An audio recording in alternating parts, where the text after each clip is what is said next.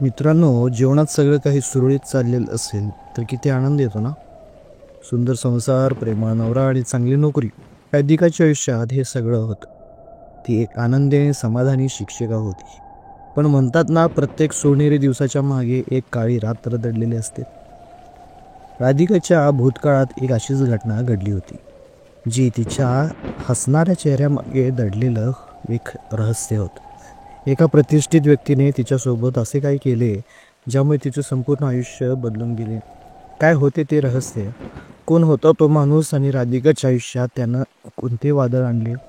एका अशा सत्य घटनेच्या आधारित थरारक आणि अंतर्मुग्ध करणारी ही याची स्टोरी आहे.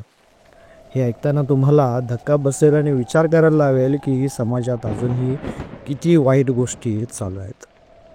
मित्रांनो, या कथेमध्ये 3 पात्र आहेत. एकीचं नाव राधा, एक होतकुरू आणि हुशार तरुणी जी एका शाळेत शिक्षिका आहे. दुसरा माधवराव, गावातील एक प्रतिष्ठित आणि धार्मिक व्यक्ती म्हणून ओळखले जाणारे पण आतून अनैतिक माणूस. तिसरा म्हणजे अजित, राधिकाचा प्रेमळ आणि समजूतदार पती जो एका बँकेत काम करतो. मित्रांनो, स्टोरी सुरू होती. राधिका नुकतीच एका मोठ्या शहरातून आपल्या गावी परतली होती. तिला गावातल्या शाळेत शिक्षिका म्हणून नोकरी मिळवली होती. राधिकाला लहान मुलांबरोबर काम करायला खूप आवडायचे आणि ती आपल्या कामात खूप आनंदी होती. गावात आल्यावर तिची ओळख अजित सोबत झाली. अजित एक बँकेत काम करत होता. त्याचे विचार खूप प्रलब्ध होते. दोघांमध्ये लवकरच मैत्री झाली आणि काही दिवसातच त्यांनी लग्न करण्याचा निर्णय घेतला. राधिका आणि अजितचा संसार हा सुखी संसार चालला होता. दोघांनाही चांगली नोकरी आणि प्रेमळ कुटुंब मिळालं होतं. पण राधिकाच्या मनात एक भूतकाळ दडलेला होता जो तिला शांतपणे जगू देत नव्हता. 11वीत शिकत असताना राधिका एकदा तिच्या मित्रासोबत गावातील एका मंदिरात गेला होता. तिथे त्याची भेट माधवराव नावाच्या एका वयस्क व्यक्तीशी झाली. माधवराव गावात धार्मिक आणि प्रतिष्ठित व्यक्ती म्हणून ओळखला जात होता. त्याने राधिकाला पाहिले आणि तिला जवळ बोलवले. त्यांनी तिचा हात हातात घेतला आणि काहीतरी मंत्र म्हणायला चालू केला. राधिकाला हे थोडं जरा विचित्र वाटलं, पण तिने ते दुर्लक्ष करून टाकलं. त्या भेटीनंतर काही दिवसांनी माधवरावांनी राधिकाला एकटं भेटायला बोलवलं.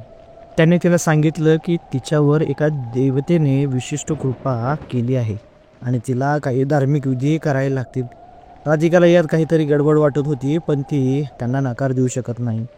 त्याने तिच्या मैत्रिणीला याबद्दल सांगितलं, पण तिने तिला जास्त विचार न करण्याचा सल्ला दिला आणि गुरुजी जसे म्हणतात तसं करायचं सांगितलं. माधवराव हळूहळू राधिकाच्या आयुष्यात डोकावू लागला होता. ते तिला वारंवार भेटायला बोलवत होता. तिला धार्मिक कार्याच्या नावाखाली आपल्या घरी बोलवत आणि तिच्यासोबत एकटे असताना गैरवर्तन करायला चालू करायचं.